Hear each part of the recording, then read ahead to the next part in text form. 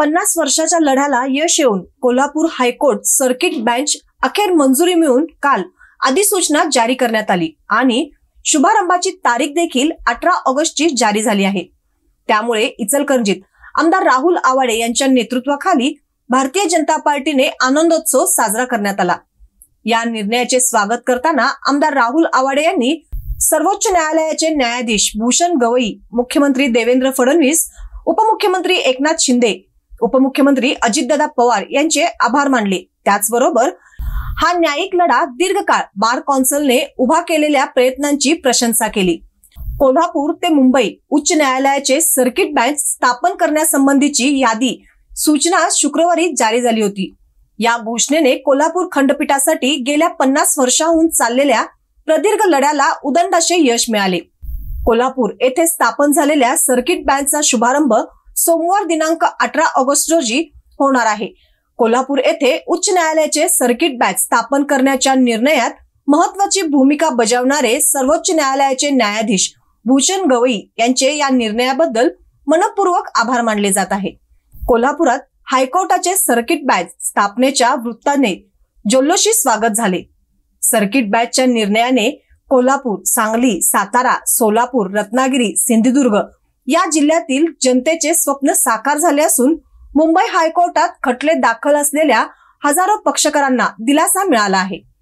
कोल्हापूर, सांगली, सातारा, सोलापूर, रत्नागिरी आणि सिंधुदुर्ग या 6 जिल्ह्यासाठी मुंबई उच्च न्यायालयाचे खंडपीठ कोल्हापुरात स्थापन व्हावे ही न्याय आणि व्यवहार्य मागणी घेऊन गेल्या 50 वर्षापासून लोकलढा सुरू होता। मुंबई उच्च न्यायालयात दिवाणी, फौजदारी यासह मोटार अपघाताचे 6 जिल्ह्यातील 1 लाखावरील खटले प्रलंबित आहेत। याकरिता या 6 जिल्ह्यातील नागरिकांना मुंबईला जावे लागते।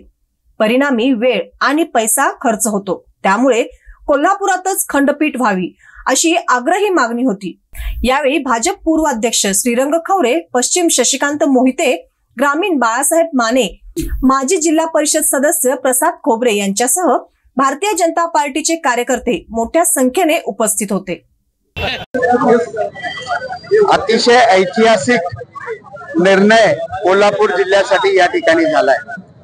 कोल्हापूर जिल्ह्यामध्ये 7 जिल्ह्यासाठी आज सर्किट बेंचची काल घोषणा झाली आणि हा लढा गेले 40-50 वर्ष सतत कोल्हापूर जिल्ह्यामध्ये सर्किट बेंच व्हावं ही मागणी सतत त्या ठिकाणी होत होती। परंतु त्याचा मूर्त स्वरूप कालच्या तारखेला या ठिकाणी झालं।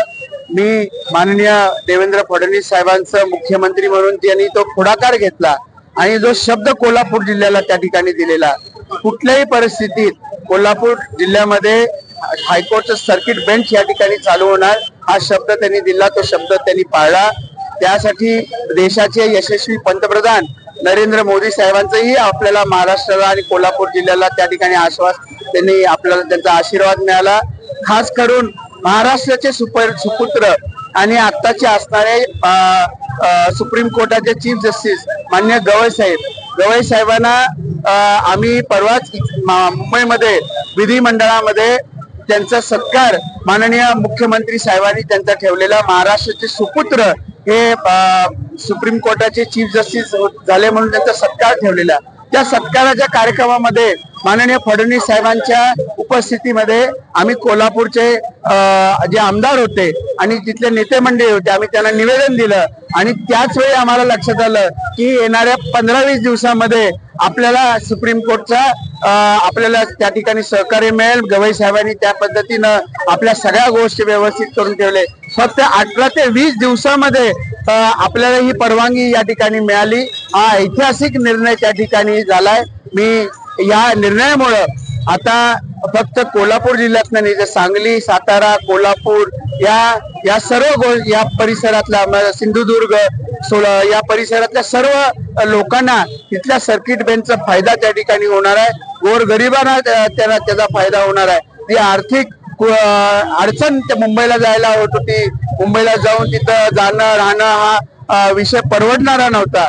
आता हे कोल्हापूर जिल्ह्यामध्ये झाल्यामुळे एक नवीन क्रांती आणि नवीन काम त्या ठिकाणी झालं। मी सर्व वकिलांचं सुद्धा मी मनापासून अभिनंदन करेन। वेळोवेळी वेळोवेळी सतत त्यांनी निरंतर त्यांनी हा लढा सतत त्या ठिकाणी चालू ठेवला आणि त्या लढ्याला आज यश आलंय.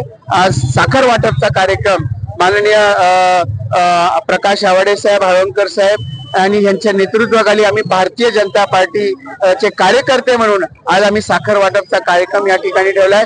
लोकांच्यात सुद्धा समाधानाचं वातावरण या भारतीय जनता पार्टीच्या महायुतीच्या सरकारच्या बाबतीत या ठिकाणी आहे. मी सगळ्यांचा आभार व्यक्त करेन. माननीय फडणवीस साहेब, अजितदादा पवार, एकनाथ शिंदे साहेबांचं सगळ्यांचं अभिनंदन करेन आणि आभार व्यक्त करेन.